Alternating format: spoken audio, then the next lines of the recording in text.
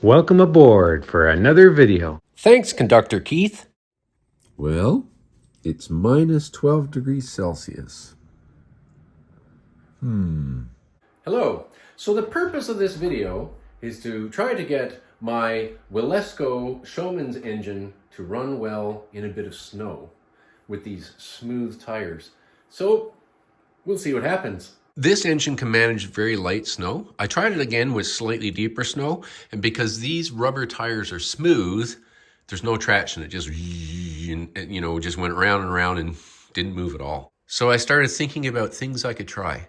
And here in Canada, in mountainous regions in particular, there'll be signs saying chain up area, where big trucks would stop and put chains on their drive wheels before heading up, steep grades and whatnot. I had 2 lengths of this chain in goldy color and silvery color that I cut into 3 and 4 lengths long to run with my Swift 16 large scale rail wagons. I still had 1 length of the gold, but it didn't make it all the way around. So I spent some time rebending on the little short ones until I could manage it. Now, I don't know how well this is going to work, if at all. One of the first problems I had was the wheel here. The diameter was large enough that the chain hit it and stuck. So that was a simple matter of unscrewing the grub screw that's down in there.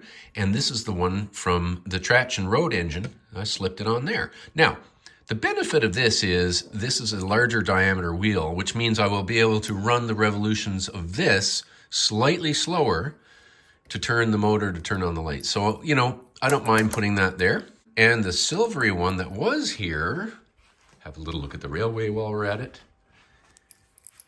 is now on here.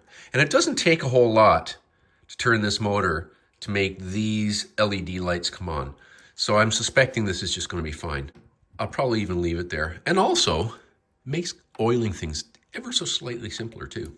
Given that it's minus 12, if it gets breezy, we don't want to cool the steam on the way to the cylinder. So I'm just going to insulate it a little bit with regular string. That's going to work. Then I thought,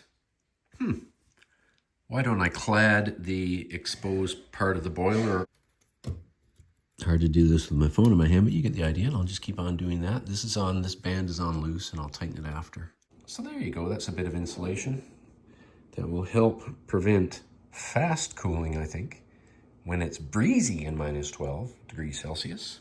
Of course, there's a gap at the top and a little cut gap there. All right, so it's now several hours later, and it's warmed up to a balmy minus 11 degrees Celsius. These are briquettes, old things I have for years and years. Used to come with a cover, and you put them inside and you light them, and you shove them down your mitts. Very old school. It's kind of like incense in a way, but it smells worse. So I've lit one underneath the tank. It doesn't get hotter than the tank would if the tank was actually up against the back head of the boiler, like in a lot of my steam locomotives. Yep, there's some warmth. I can feel warmth coming up the side of the tank there from resting on top of that little brick. Yeah, there's pressure. So it's all ice under this. And we'll start here. This is where this steam tractor a couple days ago just could not cope once it was icy on the bottom because of the smooth tires. So let's see how it goes. Oh yeah, turn on the steam first. And would you look at that?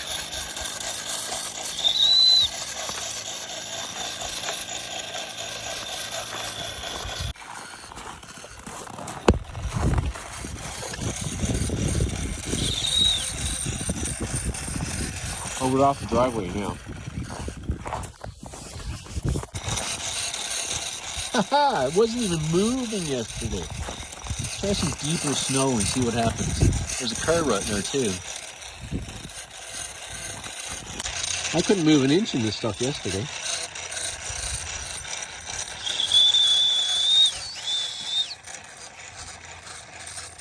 Look at that.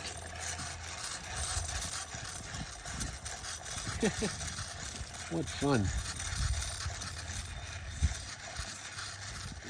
Will I go down the driveway now?